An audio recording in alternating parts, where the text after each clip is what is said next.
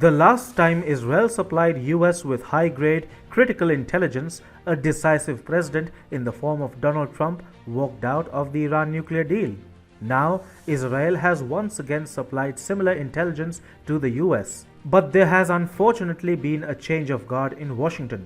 Power in America no longer resides in the hands of patriots. It has been taken by liberals. But Israel is still betting on the American people. Now, the onus lies on Joe Biden and his team to act on this intelligence. Otherwise, they will end up making grand clowns of themselves and will leave behind a Middle East torn apart by war. Hi and welcome.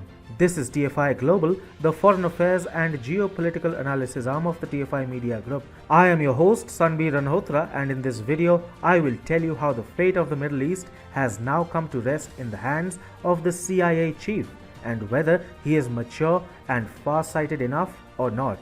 Let's begin.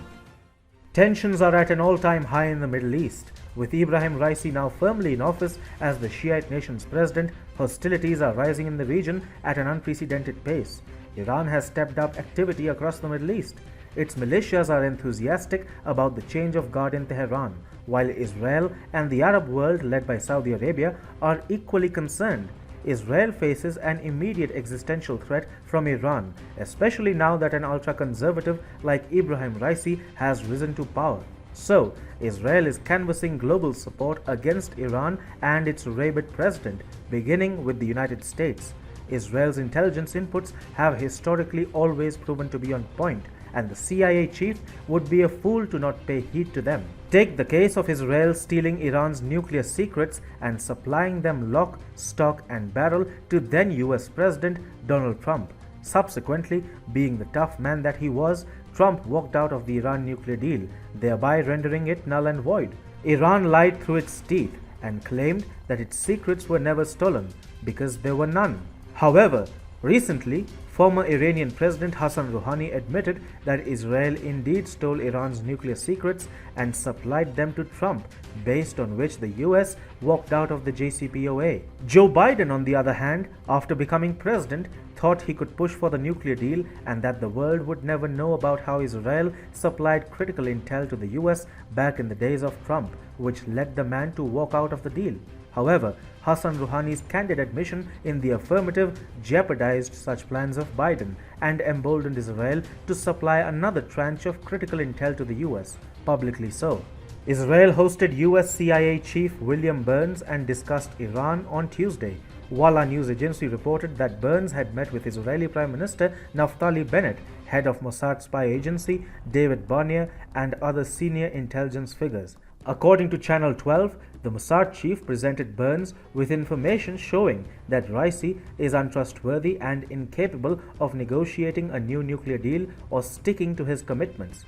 The dossier given to the CIA director also portrayed Ebrahim Raisi as an exceptionally extreme, cruel, corrupt, and unstable man who has definitive mental disturbances. The visit by Burns comes amid what analysts have called a shadow war that has seen a spate of attacks on facilities in Iran and maritime vessels linked to Israel. As the CIA chief was visiting Israel, the Jewish nation's new government, currently led by Prime Minister Naftali Bennett, gave the go-ahead for settlement construction in the West Bank, apart from also authorizing construction in Palestinian areas.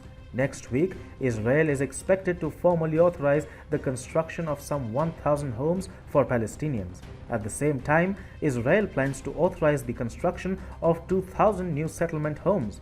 This is a message to the US government, led by Joe Biden and Democrats, that while Israel is willing to go soft on Palestinians, it will also push forward with its own settlement plan in the West Bank, apart from continuing its campaign against the Shiite nation of Iran.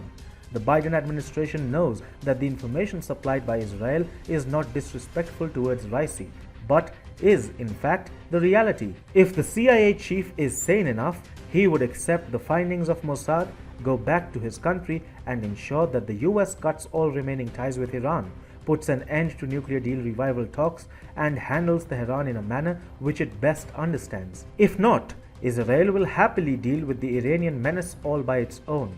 This is perhaps the last chance which Tel Aviv has given to Washington to course correct, failing which nothing will remain an impossibility in the Middle East, a region central to United States' interests.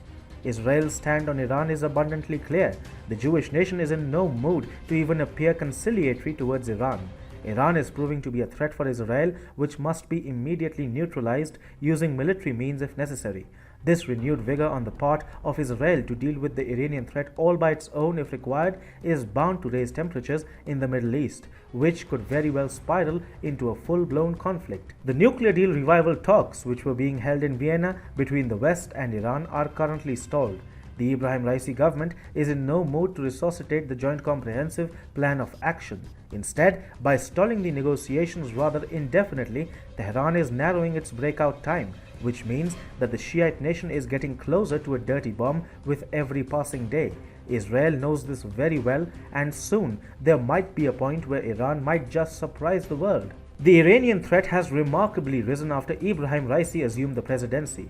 The man, better known as the Butcher of Tehran, is leading Iranian foreign policy towards added hostility. Raisi, who oversaw the executions of as many as 30,000 dissidents in 1988 and has been sanctioned by the US for human rights violations, has been a major critic of engagement with the West and the JCPOA. The CIA chief must convey to his country's political leadership the urgency with which the Iran threat needs to be dealt with. This is not the time for dilly-dallying. This is the time for decisive action, and Washington will be well advised to take the cue from Israel and teach Iran a lesson it so desperately requires.